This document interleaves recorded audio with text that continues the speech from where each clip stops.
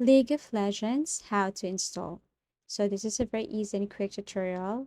Step one, all you have to do is to make sure that there is no Riot games here. If you see one, all you have to do is to click exit. Step two, you just have to go to the search bar and then type League of Legends. And all you have to do is to scroll down and click uninstall. After doing this, proceed to step three. All you have to do is to go to the search bar here and then type add or remove programs. Okay, and then all you have to do is to click open. And then here, under add or remove programs, all you have to do is to scroll down and look for League of Legends.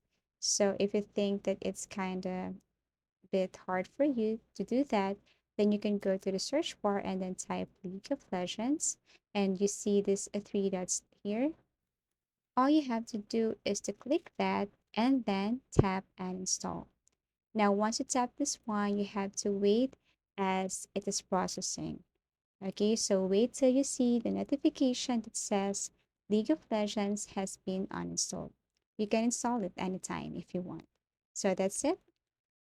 Thank you for watching and see you again in our next tutorials.